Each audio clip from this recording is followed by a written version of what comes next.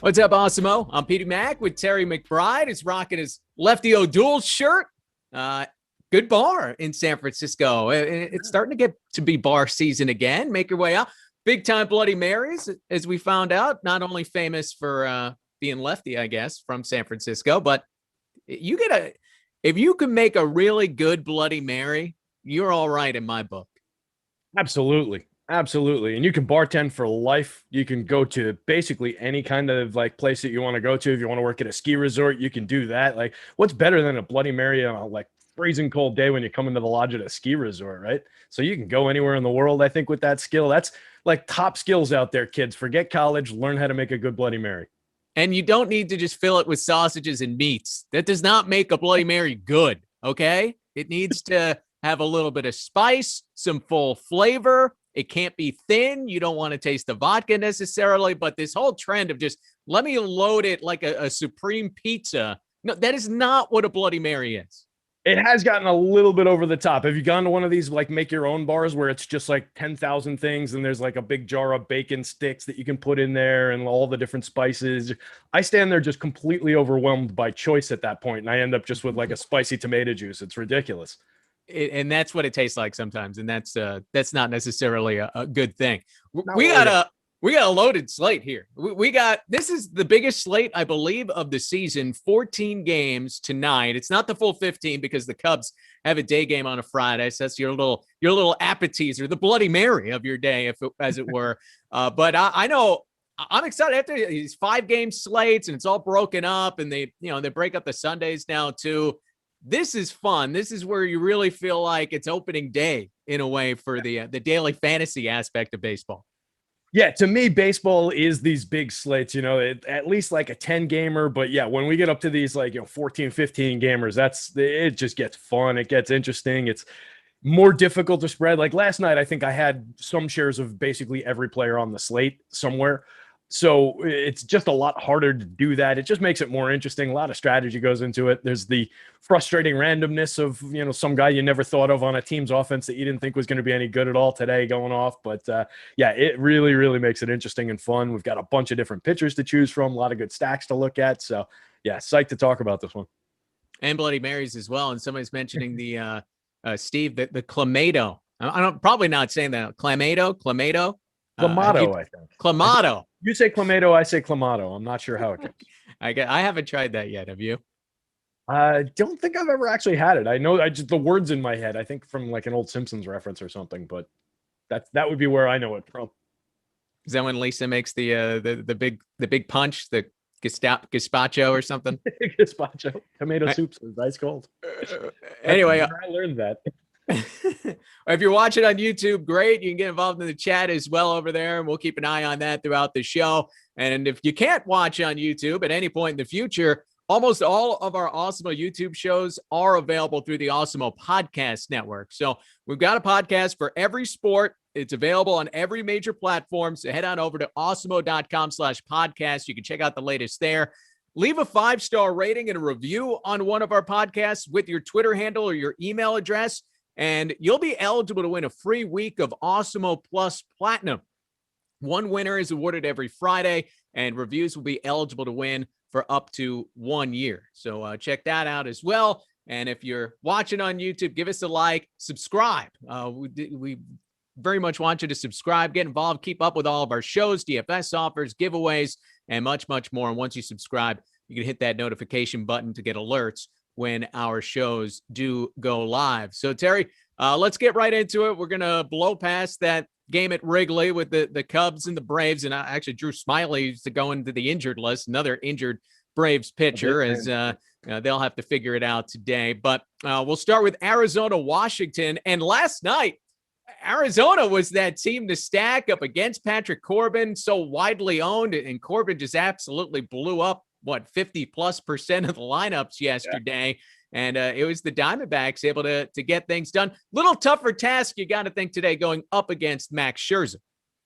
Yeah, I would think so. Corbin, we saw Corbin at a pretty good level 2 years ago. He's been a pretty good pitcher through his career, but something's going on with him, and we saw it again last night. So, whether it's the slider not being as effective, whether it's just him, maybe he's trying to ramp back up into form from where he used to be, and just the wonky year last year. Who knows? But we can rely on Max Scherzer in this spot, I think, going up against a pretty weak Arizona lineup, regardless of what they did yesterday. I'm not really worried about that. Max has made 2 starts this year, 6 innings in both, struck out 9 Braves the first game out, 5 Dodgers the second time around. Just looks excellent. Last year was a 29.6% call plus swinging strike rate with a 14.7% swinging. This year in those 2 starts, small sample size alert, which is going to be the case all through the show when we talk about this year, but 29.3% swinging strike, called plus swinging strike rate right there. Swinging strikes up a little bit at 17.7 so far. He's a known commodity. We just need to decide, is he too popular to pay for? Does it make sense to pay for him? We know that that's the decision point with Max Scherzer against this Diamondbacks team. I don't really think there's any reason to look to the bats on the other side of this one. I expect Max to carve this team up. Not the biggest strikeout team in the world in the split, but they do have guys in. It's basically a league average offense at this point. Going back to the start of 2019, Arizona is, excuse me, I have to, there they are, 6th. They moved down the list a little bit. Something must have changed with the active roster. So the active roster back to the start of 2019, only a 21.5% strikeout rate against righties. So they're decent at limiting strikeouts, but those didn't all come against Max Scherzer. I expect a big start from Max here. Well, one thing from Scherzer, while he might be terrific to start, he does have the propensity to give up the home run. Now, they tend to be solo home runs because he's a pretty good pitcher, but is it worth sprinkling in a Diamondback here or there and hoping to hunt for one of those long balls after Arizona's able to take it to Corbin yesterday? Yeah, look, like I said, yesterday I had pretty much everyone on the slate. If I can get to a few shares of Arizona where it makes sense, where I'm using their value, and they're very priced down today on both sites, and they're not going to be owned in this matchup. So if I'm using their value, their leverage to get me to something really, really good, meaning I've got a killer stack on the other side of it, I've got an ace at the top. We talked just before the show, and we talk about it a lot about not needing to spend all your salary in baseball. But if I'm specifically throwing bats against Max Scherzer, picking value bats to do that, I kind of want to make sure I'm at least spending my money in a way that's going to get me to something that's going to potentially equal the potential output of points that Max could put up, even if a couple of these D-backs hit home runs against him. If he gives up 2 solo shots or gives up 3 runs on 2 home runs, the Diamondbacks could score, but Scherzer could still strike out 12 and pick up a quality start in that. So there's a give and take there. I am much, much more on the Scherzer side. But in baseball, you can always grab a few shares of something to throw at the chalk. Well, let's investigate something you said there about not using all of your salary. Now, if you look at the perfect lineup on DraftKings yesterday, it came in under 43,000. I mean, it was kind of a weird night last night. But then on FanDuel, the perfect lineup was only at 28,000 salary. So you're leaving a ton on the table. You don't feel comfortable doing it, but what would you say is the strategy or some reasons why you might leave thousands of dollars on the table when building your teams? And, obviously a night like last night, it would have paid off. Yeah, so if we just think about baseball, just in terms of how baseball functions, right? It's an old saying in baseball, a hitter who does his job right 30% of the time is an all-star. If he does it right 33% of the time, he's going to the Hall of Fame, right? So if you think about those numbers, it's a super event-based sport. So we're just looking to capture those events, and we're looking to capture correlated hitters that are going to be grouped together and all score when those events happen. So that's not like basketball where you're paying for the per minute rates and you're paying a certain salary, and those guys, assuming they get their expected minutes, will produce within a standard deviation one way or the other of what we expect from their rates. Baseball, we can project that Mike Trout is going to have a 15 fantasy point day, which is about a median projection. He could very easily come out and go over 0 for 5 with 3 strikeouts and put up a 0, and nobody's going to freak out like, oh my God, Mike Trout put up a 0. Where if LeBron came out and put up like a 15 fantasy point night when we're expecting 60 from him, everybody would freak out like, oh my God, what happened to LeBron last night? Did he get hurt? So it's just a very different sport. And in baseball, when you're putting together your lineups, as long as you're getting to well-stacked, well-built, well-correlated lineups where you're putting together two good stacks in whatever format you want, putting a good pitcher on the hill, yeah, leave a lot of money because you're looking to capture those events. And particularly when we're going to more offbeat stacks, lesser on stacks, lower cost ones, as you start putting those together, you can't spend all your money, right? So if you set a salary floor in like Fantasy Cruncher, you immediately start ruling out a lot of different combinations that you might want to be getting to if you do that. It's like making a good Bloody Mary, right? You don't need to use the whole bottle of Tabasco sauce. There you go. Exactly. You might want to use all the horseradish, though. I don't know. I'm a big horseradish guy in mine. Okay, well, load up with that. See, each has their own right there. Be sure to check out Awesemo.com. Lots of free content on the site today. As always, you've got NBA player rankings, NHL player and top stack rankings, MLB player rankings, and MMA top fighters, all free, again, over there at Awesemo.com. All right, next up, the Cardinals taking on the Philadelphia Phillies. Carlos Martinez has struggled a bit as he makes his way back this season, going head-to-head with Zach Eflin. Expecting a decent amount of runs here, at least Vegas is, an over-under of 8.5, Terry. Yeah, it's two pitchers that I think are relatively targetable. On the right slate, small slate, these could be guys that we're looking at, in the mid-range top end of, the SP2 kind of category. I don't know that these are really starters that I'm going to get to in very many shares for tonight. You mentioned Martinez, 2 starts so far this year, went 5 innings in each of them. Struck out 4 Reds, but gave up 4 runs on 4 hits in his first start. Second time out, 8 hits, 3 runs, only struck out 1 Milwaukee Brewer, and that's a pretty bad team for strikeouts. So that's a little concerning, only striking out 1 Brewer in a start. Last year, 24.6% call plus swinging strike rate with an 8% swinging. This year, he's up a little bit in the swinging strike rate at 9.4, throwing a couple more strikes, but it might just be a case where pounding the zone isn't exactly working out for him either. So curious to see what goes on with Martinez, but again, not really a spot I'm getting to.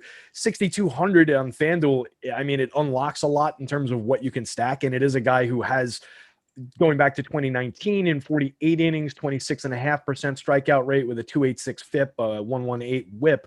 Last year, though, in 20 innings, 16.3% strikeout rate, 5.21 xFIP, and a 2.10 WHIP.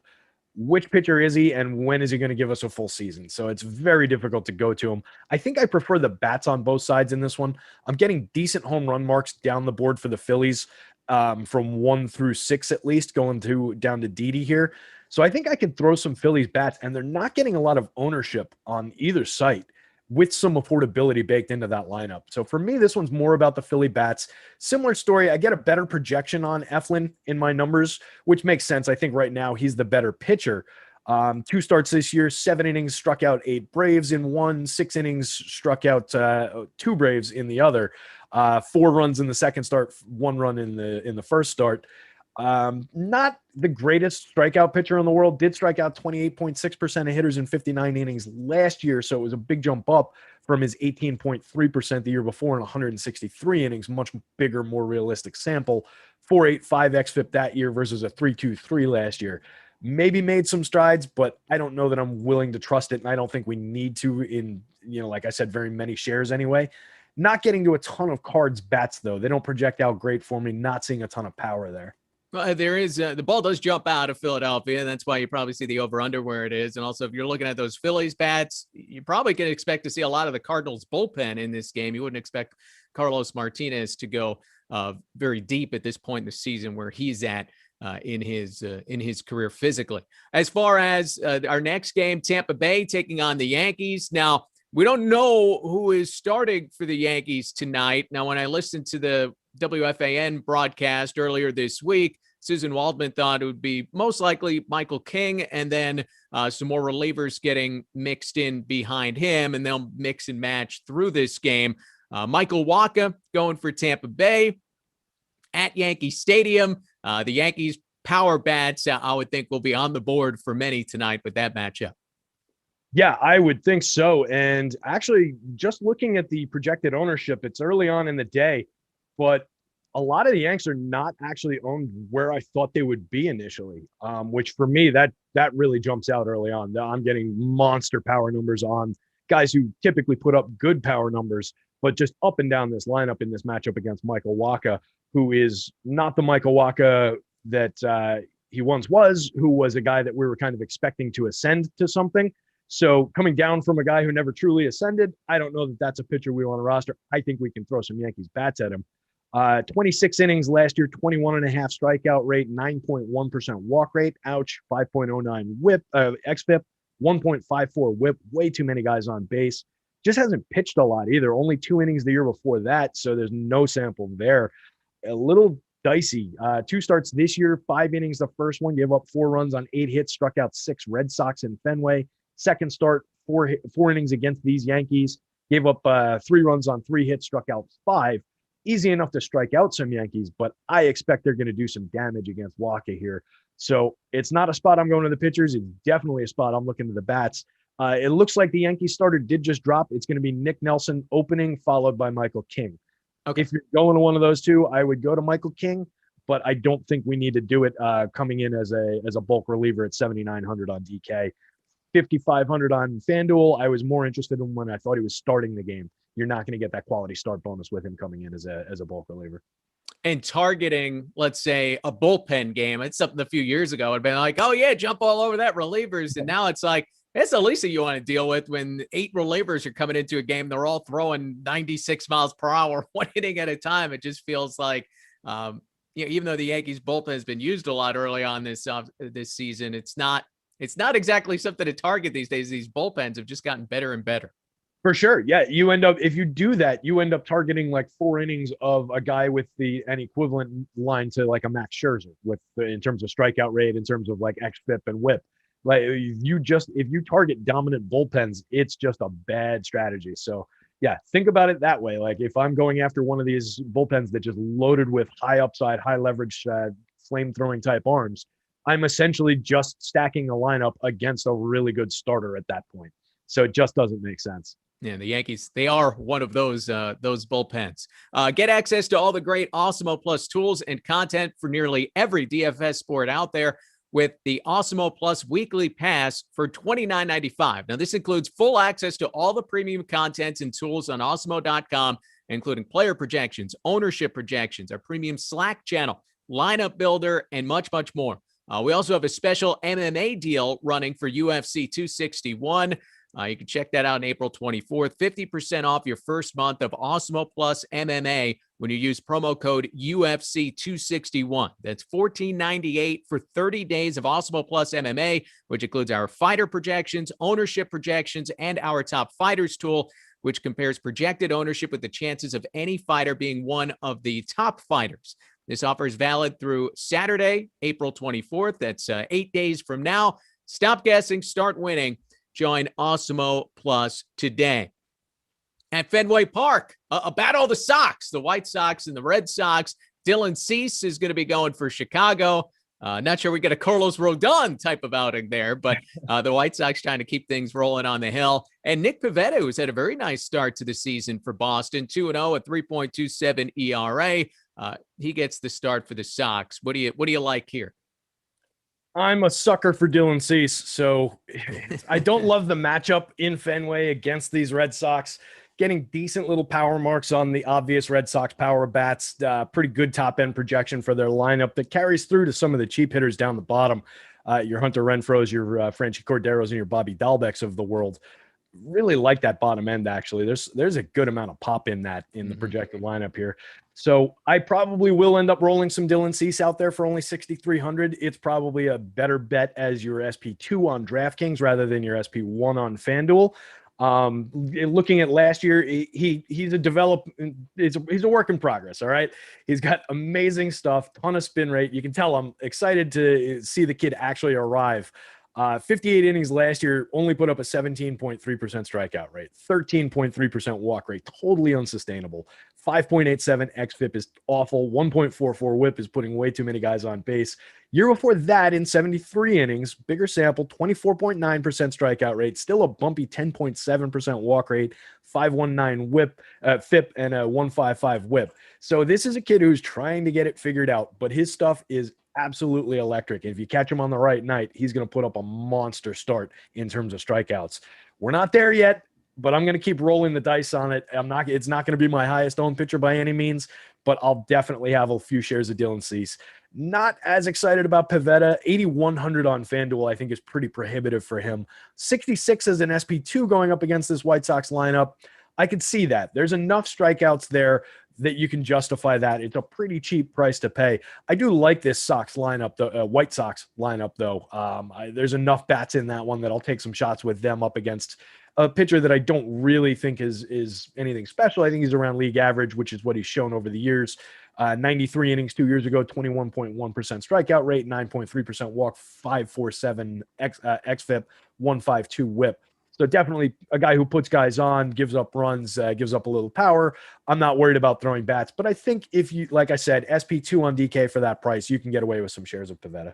Well, let me ask you about this. You like Dylan Cease tonight. Now, Boston, they have JD Martinez is off to this terrific start. At what point in the year, like if you just want to throw out 2020 with JD Martinez and say, really, that doesn't matter. He wasn't right. Now he's healthy. He's clicked in. He's prepared, which was such a big issue last year. At what point does the data, do the numbers start to really focus more in on what's happened this year? And that matters a little bit for a guy like JD Martinez. Vladimir Guerrero Jr. would be another one who maybe because of how they handled their off seasons, they are improved players now.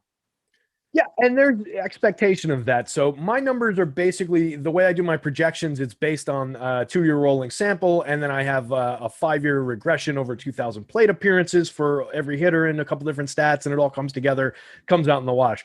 When do I start caring about what a guy's doing this year? Give me about 100 plate appearances, and then I'll really start to believe. That said, there are hitters where I do think last year was more of an aberration, and it goes for a lot of guys in the league. Last year was just weird. Yeah. So for most people in the league, in a lot of spots, I'm very willing to give passes on last year. JD, I was a little bit concerned about coming into last year. There was the narrative about not being able to watch his plate appearances, et cetera, et cetera. There was also some underlying stuff in the advanced metrics about his hard hit rate and a couple other things in there that are escaping my memory. It's been over a year since I looked at them, but I think that was a little bit of it. So I'm curious to see if he sustains this. If he sustains this, going forward through another 50 or so plate appearances, then I'm a big believer and I'm a buyer. And I was kind of a buyer on him early on because I've been getting solid power marks for him through the season, and he's kind of been delivering. So he still works well in my model. It hasn't really discounted him too much from last year. But to answer your actual question, give me 100 plate appearances. 100 plate appearances. So you're looking at about a month into the year. So we're halfway there to some degree, about 2 weeks into the season now. Next up, interleague matchup. Remember when interleague was fun? Cleveland taking on Cincinnati, all Ohio, and Logan Allen will face Jeff Hoffman. It's a shame they just ruined interleague where it's like, who cares? Let's hear in Ohio. Yeah, it was fun when it was, the rare Yankees Mets matchup or Cubs White Sox, like those. Well, there should be one of them, the Indians and the Reds. But well, that's true too, it's April, like the season just started. Why are we doing this?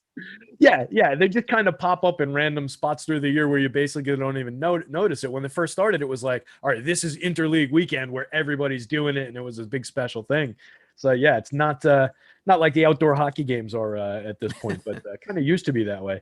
But I'm not seeing much for either pitcher in this one. I know the prices are fine, but I don't think there's a ton of talent really on either side. Hoffman is a guy we've got a decent enough sample on that I can feel pretty comfortable saying that. 70 innings 2 years ago, 21.6% strikeout rate, 10.8% walk rate with a 6.80 FIP, a 1.59 whip. A lot of that came in Coors Field, but still just not somebody we want to go to. All the StatCast metrics from last year, he's the bottom 1 percentile in hard hit rate allowed, average exit velo, bottom 1 percentile. This is over only 21 innings, so it's a little bit unfair. But there's just not much to see there. So I'm not wild about Hoffman. Same thing on the other side. I think this is a spot we can look to for some bats. Logan Allen, 2 starts so far, 5 innings versus Kansas City. He gave up 2 runs on 5 hits, struck out 3, 5 innings versus the Tigers. 1 run on 2 hits, struck out 5. 27% combined swinging and called strike rate last year with an 8.6 swinging. This year, 26.8 with a 7.9. So swinging strikes down a bit for a guy who only struck out 14.3% of hitters last year, 13.4% the year before.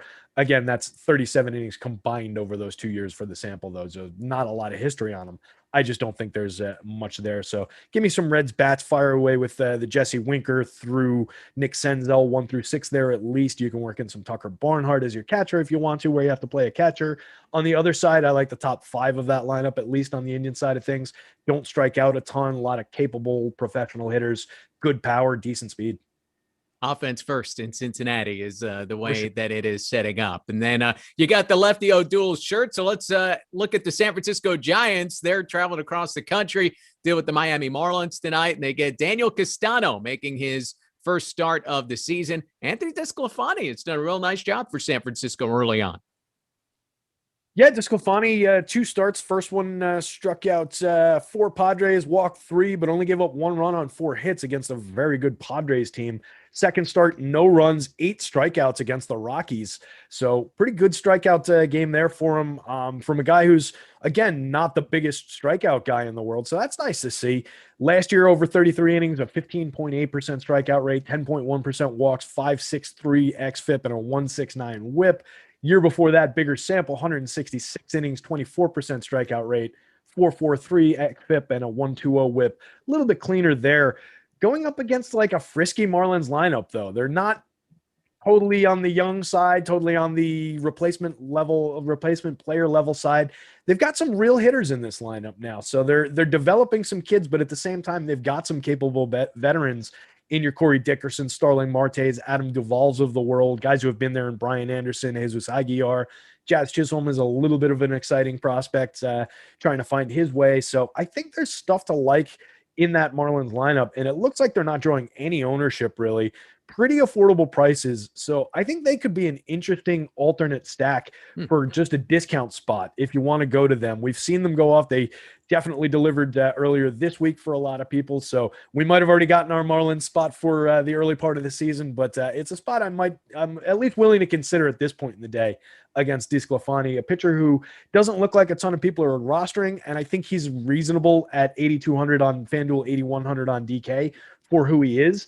I just don't know how much I'll get there just based on there being a wealth of very good pitching options and aces on this slate. And you mentioned the Marlins, that offense coming off a big week in Atlanta. Adam Duvall had a huge game this week with 3 home runs. And you know, the Giants offensively, I don't think they've scored more than 7 runs in a game. So they haven't been your big impact stack at any point over the course of the early portion of this year. The Baltimore Orioles, after a doubleheader yesterday, a rain-soaked series against the Seattle Mariners, they head off to Texas to get the Rangers. We think Trey Mancini will probably have a new glove. I don't know if you saw that one, Terry, but Michael Franco made a beautiful play, threw it across the infield. It went right through Trey Mancini's glove at first base. Just, couldn't believe it. Threw the glove into the dugout right away. Anyway, through the webbing, right through the webbing. I mean, it's a first baseman's mitt too. That's strange. I mean, that whole side of that glove is pretty firm. That's kind of weird. Yeah, there's an equipment manager that's going to hear about that one. Yeah, for sure. Just real quick, did you see earlier in the week, speaking of plays at first base, did you see Ronald Acuna beat out 100-mile-an-hour line drive, one hopper to the shortstop in a game against the Phillies? Yeah, against Didi Gregorius. The most routine ground ball, and he just flies. I mean, it's amazing what Acuna can do. I mean, triples, steals, homers, everything. Last night, apparently, he was challenged by a fan to throw a baseball into a beer cup, and from about 150 feet away, landed it right in there. No way. Yes. I mean, this is Ronald Acuna Jr. He's unreal. It's Acuna, Tatis, and Soto, right? I mean, most talented players, young players in Major League Baseball right now. Yeah, I think that's your trio for if we're talking kids under, what are they all, like 22, somewhere around there. Yeah, if we're talking around that age, I would still, talking about like season-long drafts and everything, I would still throw Mikey Trout into that mix. I know he was like going 6th overall. I think he might make people regret that over the course of the season. But yeah, I mean, those kids are the future of baseball, those 3. Acuna, he's just he's unbelievable. He's must watch every night at this point for the Atlanta Braves. So getting to Baltimore, Texas, Jorge Lopez goes for the Orioles. Mike Foltynewicz, former teammate of Acuna, goes for the Texas Rangers in this game. I don't know that Folty was the real Folty anyway, was a teammate with Acuna. Did he even have a good year while he was there? I guess probably not a good year. I think not a good year. He might have been there in spirit more than really on the mound. Yeah, exactly. 2019, Folty was 117 innings, 21.4% strikeout rate with a 4.97 xFIP, 1.25 WHIP, and it got worse in his very small sample last year. The problem he's had recently is giving up home runs. He's just been bad at it. So I think I wrote it down. Yeah, 3 home runs in 3.1 innings pitched last year, which we can forgive, but 23 the year before in 117 innings. That's a 177 home run per 9. Already given up 3 this year in his 11 innings pitched. It's just, there's a lot of power upside on the other side of this matchup. So I got to Orioles bats last night when I was just looking at ways that this slate would come together and ways that I could put together what I thought might be a relatively low owned but high upside lineup.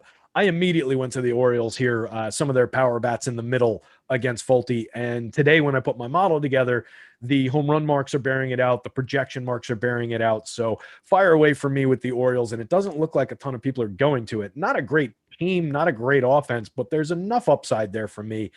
So especially if people aren't going to be on them on FanDuel where they're very affordable. So I'm going to get to a decent amount of them. I will have 0 Folty. I don't think I'm going to get to any Jorge Lopez either. Not really much to justify there. 39 innings last year, 16.1% strikeout rate. Nothing to see here. 123 innings the year before, 19.9% strikeout rate. 5.55 xFIP that year, 4.89 last year.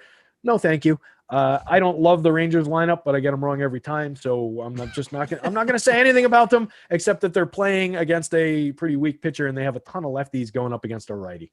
Charlie Culberson's like their best hitter all of a sudden. Yeah. I mean, they've just been, every time I say they suck, they go out and put up a few runs and have a nice game. They had, what was the kid's name that was min price yesterday hitting cleanup? I forget the prospect. His name fell out of my head and he's not in the projected today, but hit another home run last night. Kid was like Dolis, I think it is. Yeah. So if he's in the lineup, look for him. But yeah, I want no part of this Texas team until I really figure out what they are. You've said that since the beginning, and they did have a week where they scored like 10 runs total. It seemed like for a span there, but they've mixed in some big ones around that. One of the biggest edges in sports betting is you got to shop. You got to do your hustle and find the best line that's out there. Betting lines change by the minute. They can vary greatly depending on which book you're using. So that's why it's important to use Awesemo's Odds Shopper to find the best lines available on the game or player prop you're betting on and give you that edge to help you beat the house. Head on over to oddsshopper.awesemo.com where we compile the best bets available for game lines, player props, player and team futures, all updated in real time. And we used Odds Shopper to give you the odds that you see on the YouTube video and the over-unders and kind of give us an idea of what we're looking at with this first monster slate of the year, 14 games on a Friday night, the exclusion being the Cubs have an afternoon game against the Atlanta Braves, which is good to see as well, that the Cubs have, that lone game at Wrigley Field. We probably don't have the Ivy popping yet, but at least it feels like a real baseball day today. To me, it's almost like a second opening day when you get everything humming the way it is supposed to. So that'll bring us to the Pirates and the Brewers. JT Brubaker going up against Adrian Hauser. Both these guys have ERAs under 2, though not exactly what was expected of them going into the season.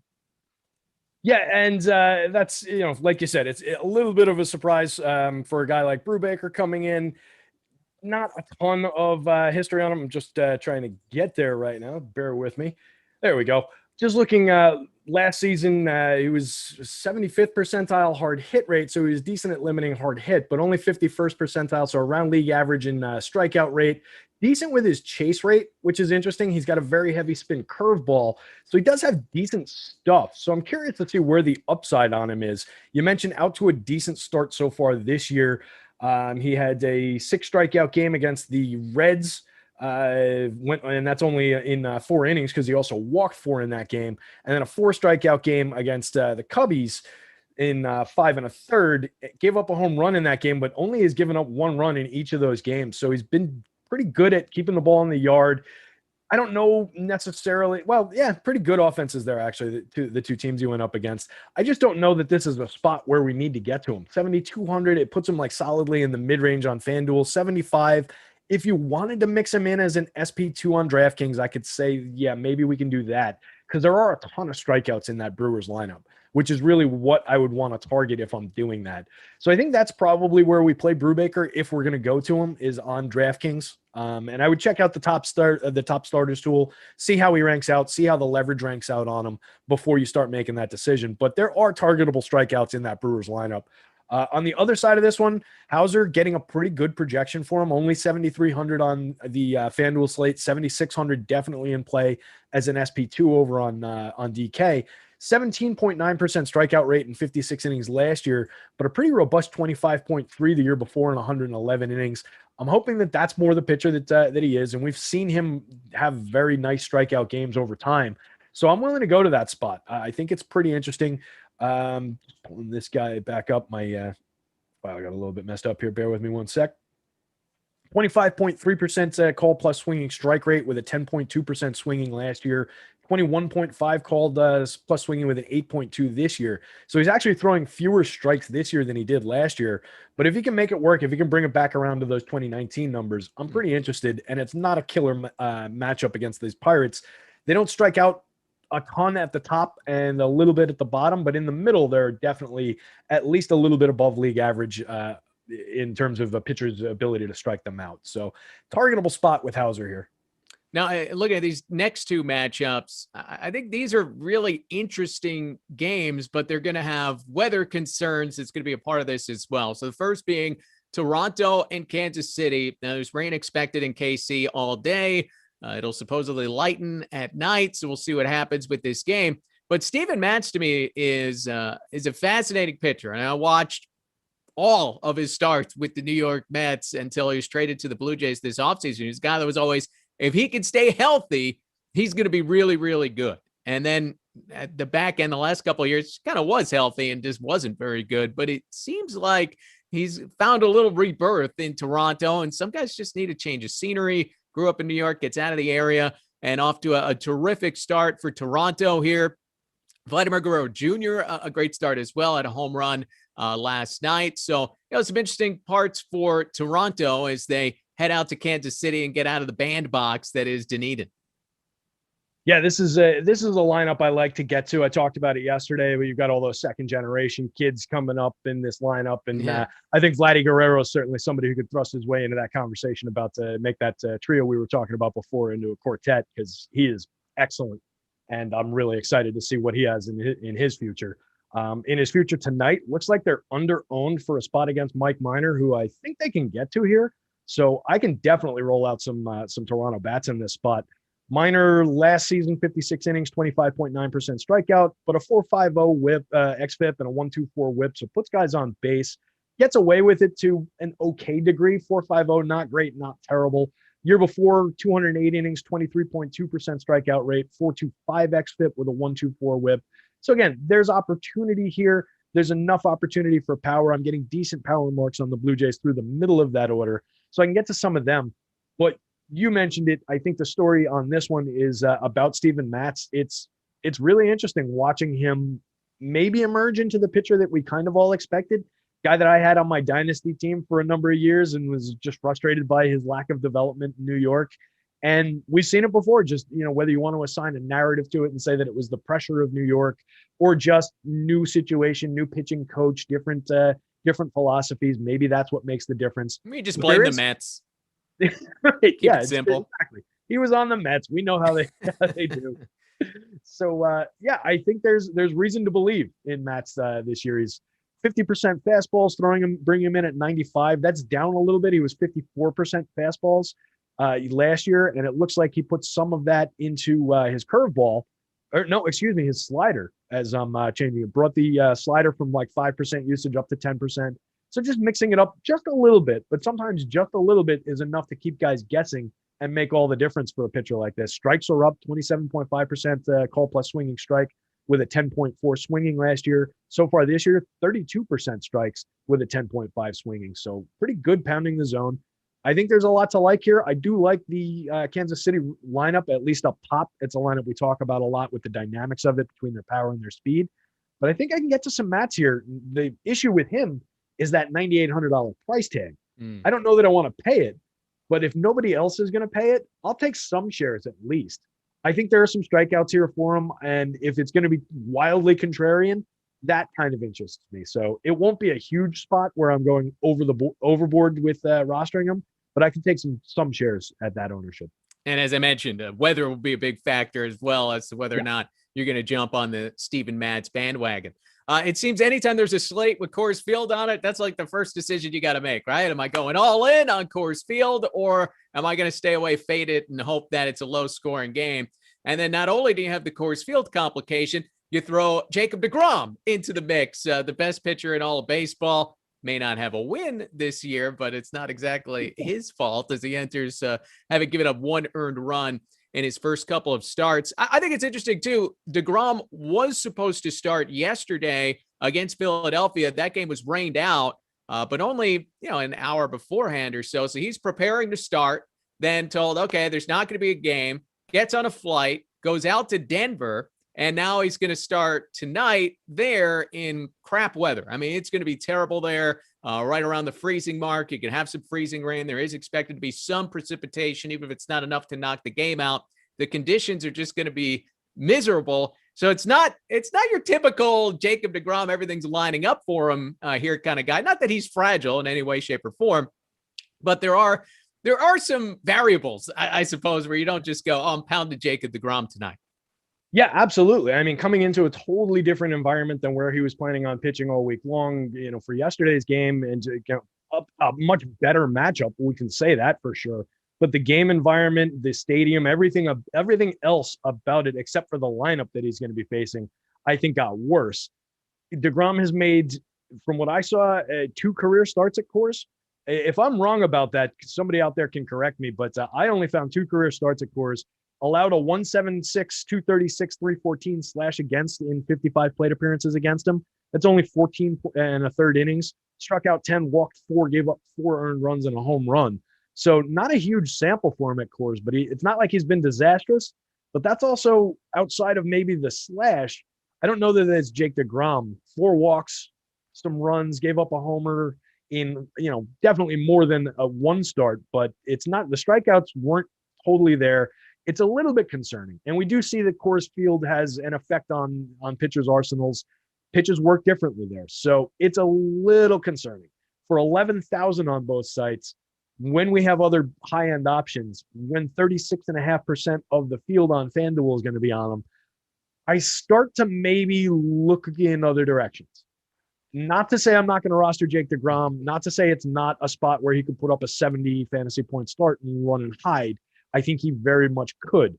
I will not be rostering Chichi Gonzalez. I will not have many lineups with Rockies bats. I'll allow for them to trickle in. I don't think they're gonna, but I'll allow for it. I like the spot for the Mets, though. Fire away with Mets bats, but it looks like the field is there. They're priced up on DK. They're pretty affordable on FanDuel, actually, still, but the ownership's going to be there. So that's the spot I want to go to on the Coors side of things in terms of this Coors game, is the top 6 of the Mets. And that's where the top stack tool agrees with you on Awesemo, as the Mets are by far the most likely to be the highest scoring team of the night, which, again, you expect. You're going up against Chichi Gonzalez at Coors Field. They're expected to put up some runs. But I think deGrom is really going to be the interesting part of the decision. And you're right. I just looked it up. Only 2 career starts at Coors Field, which is kind of unbelievable. This guy has been in the majors since 2014. The Mets only play there once a year. And I guess he's lucked out and missed that series quite a few times now. So someplace a little bit unfamiliar. And if we're just looking at the slate as a whole here, Terry, Max Scherzer, we talked about, who are some of the other pitchers that you will be looking to spend up on if it's not going to be Jacob deGrom? So spend up options, definitely. I mean, Max tops the list for me. And then I have a lot of guys in that mid-range, and I'm primarily a Fanduel player, so everybody keep that in mind as I'm talking through this. Okay.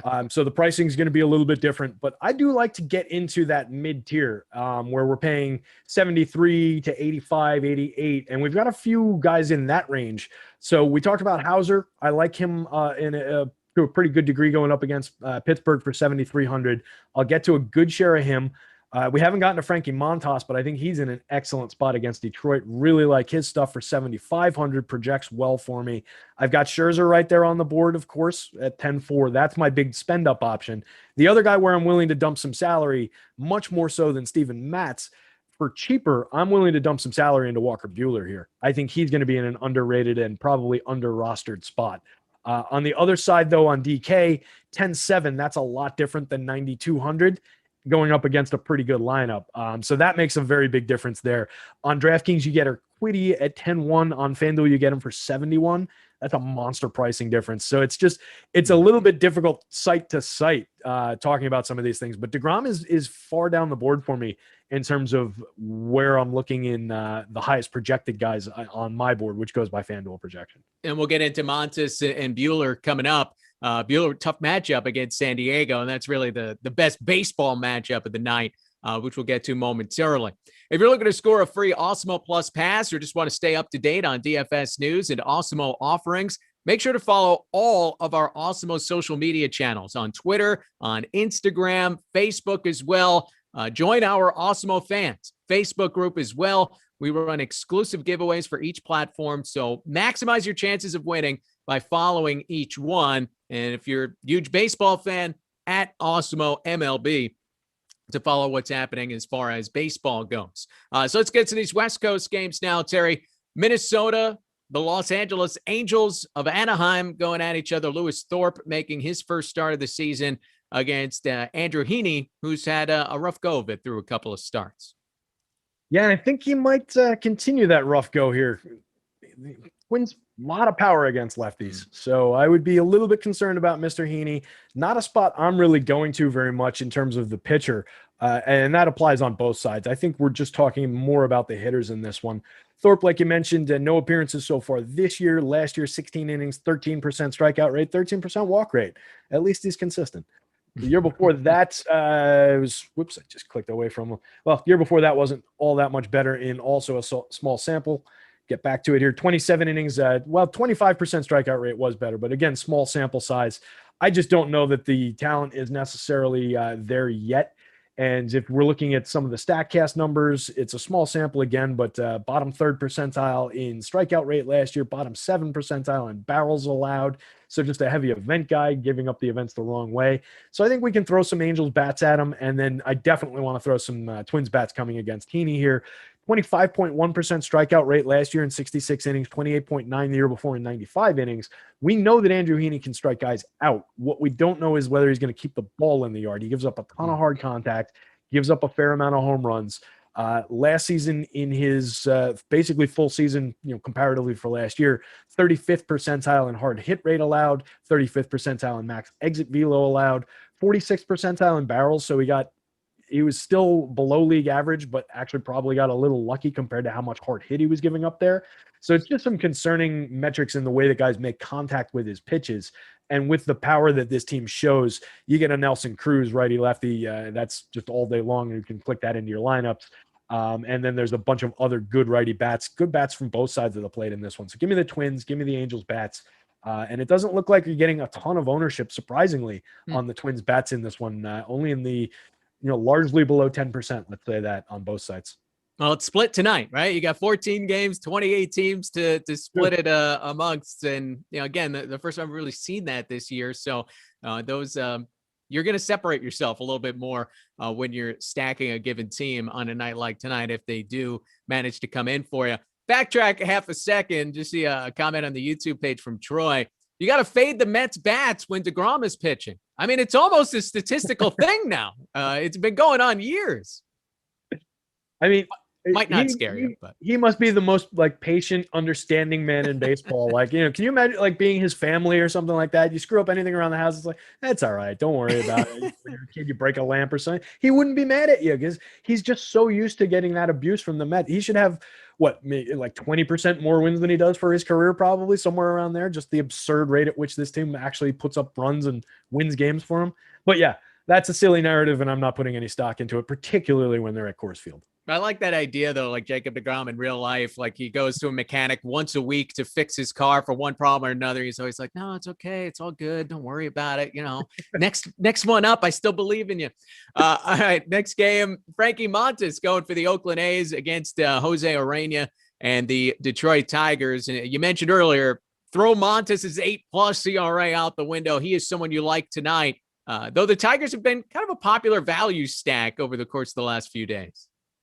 Yeah, another team that's been a little bit frisky from that value range. Doesn't look like a ton of people are going there today, and does look like Montas is drawing a little bit of ownership on the Fanduel slate, coming in around 15% in early projections. I think that should, well, it's hard to say higher on a 14-game slate. That's a good amount of ownership for him on a 14-gamer. But I think at that price in this matchup, he's in a really strong spot. This is a guy who, in 53 innings last year, we saw him strike out 25.3% of hitters. 4.36 xFIP is fine. Year before that, 96 innings, 26.1% strikeout rate, 3.0 xFIP with a 1.11 whip, 5.8 walk rate. Excellent numbers, small-ish sample, but you know there's enough meat on the bone there to say that Frankie Montes has excellent strikeout stuff. What I like about the matchup, going back to the start of the 2019 season, the active roster for the Tigers, dead last in baseball with a 27% team strikeout rate. That is brutal. There are tons of strikeouts on the table for Frankie Montes here. That same Tigers active roster, 29th in baseball with a 151 ISO over that sample. So the power righty is also not really anything to be afraid of here. I think we can roll Frankie Montes out pretty aggressively. I get a very nice projection on him. Not going to be going to the Tigers bats, maybe one or two against a somewhat popular pitcher. If his popularity explodes through the day, it might be a spot where I look to leverage the Tigers stack a little bit more. But I think there's more happenstance in the early returns from that team than there is reality from what we've seen so far. So I think they're going to come crashing back to earth tonight. Give me the Frankie Montes side. I'll take some shots with A's bats against Jose Urena, and not much to really see there. I'm not really worried about him. That's a little offense maybe for the A's, but you're a believer in what Montes can do tonight against Detroit. And then you have Houston at Seattle. And keep in mind, this is not the typical Astros lineup with so many guys out because they were exposed to COVID-19. So it's kind of a half lineup for the Houston Astros. Jose Urquidy making the start for Houston, and Yusei Kikuchi getting the nod for the Seattle Mariners here. Yeah, definitely a diminished lineup for sure for the Astros, which I suppose could make Kikuchi a little bit interesting, but he's just not a guy I love getting to. And at 8,800 on FanDuel, I don't know that I'm going to do it. 0.3% ownership is somewhat interesting, but this Astros team, even diminished, is still pretty good at hitting lefties. You're talking about a guy who was 24.2% strikeout rate last year, but also a 10.3% walk rate. So that resulted in a 1.30 whip and a 3.78 xFIP. It feels like a 1.30 whip, that's a little bumpy. For that walk rate, with that strikeout rate, he should have a better whip than that. The year before, he was at 16.1% strikeout rate in 161 innings. He changed his pitch arsenal last year, added a cutter out of nowhere, and it completely changed the kind of pitcher he is in terms of the strikeouts. Also made him wilder, harder to hit the zone. I don't trust him, but it's a spot. I don't know. I don't love the price. 7,200, I think he's more in play on DraftKings, but I just don't love it. I still think I fear this Astros lineup enough with the Carlos Correas, the Yuli Gurriels of the world in there. Kyle Tucker's fine lefty-lefty. Michael Brantley, professional hitter, at least lefty-lefty. There's some clunky spots for sure, but I think it's enough to keep me away from Kikuchi, particularly at the FanDuel price. Urquidy on the other side is a little bit interesting. 7,100 on the FanDuel slate. 10-1 on DK puts him, I think, pretty out of play, though. That's a pretty extreme mark. 24% strikeout rate in 41 innings 2 years ago, 14.7% last year in 29 innings. kid that they're waiting on in Houston. I think there's definitely upside. I don't know that we see it tonight, but there's not a lot to love in this Mariners lineup either. So I think you can throw some shares of him on FanDuel. Not going to be very highly owned, discounted price over there. I wouldn't touch him on DK at that price. And if you're interested in, travel itineraries and how that can fold into a given game, Seattle just played a doubleheader in Baltimore yesterday. And then again, another team traveling across the country to take on the Houston Astros. Granted, they're at home. We're 2 weeks into the season. There shouldn't be too much drag at this point. But, one of those things to just keep in the back of your mind. You might have a sluggish Seattle team out there taking on the Houston Astros. Remember, like and subscribe the show, and be sure to get all the alerts as far as when we have Awesemo content coming your way here on YouTube. And remember as well, NBA player rankings, NHL players and top stack rankings, MLB player rankings, and MMA top fighters, all free today on the site at awesemo.com. Well, we ran through 13 games, so we got a little bit of time to get into the finale, and it's a grand finale. This is the matchup I think a lot of people are looking forward to seeing all offseason long as the Dodgers and Padres match up for the first time this year. The Dodgers roll in hot. They just went 6-0 on their homestand. They turned to Walker Buehler going up against Ryan Weathers for San Diego. So it's not one of those big additions for the Padres in this particular game. But the other wrinkle in this game is that Fernando Tatis Jr. may return to the Padres lineup tonight. Remember, he had a subluxation of his left shoulder, which is basically when the shoulder slips out of the socket. Not quite a dislocation, but that often results in surgery. There's a concern Tatis could be done for the season, and it might end up being a minimum spot on the injured list, just 10 days. So that could be big if Tatis is back in this game, and if you want to take a run at him against one of the better pitchers in baseball in Buehler. Yeah, if you traded Fernando Tatis in your season-long league because of that injury, you are probably going to regret it, because I think he's going to be back tonight, or at least very, very soon. I don't think we'd be getting those rumors if it wasn't true that he's basically ready to go. So just amazing recovery time on top of everything else that we see amazing from that kid. Another amazing thing about him is he's only 3,000 on the FanDuel slate tonight. I don't know what is in the water at the FanDuel offices, but that is an absurd price for Fernando Tatis. I assume they just didn't think he was playing. The Padres lineup in general, pretty priced down in this spot. So I think we can definitely roll some Padres bats, particularly if you're getting Fernando Tatis. But I did mention I really like Walker Buehler. Not getting a ton of ownership, projects decently well for me. Low for him, but a reasonably good median projection for the slate. Pitcher that I really like, going to 9,200 is a lot more fair than 10-7 on DK. 10-7 for this spot against this Padres offense, particularly if they get Tatis back, you're paying more than full freight there. So that might be a little tricky, but I think 9,200, probably a little bit of a discount.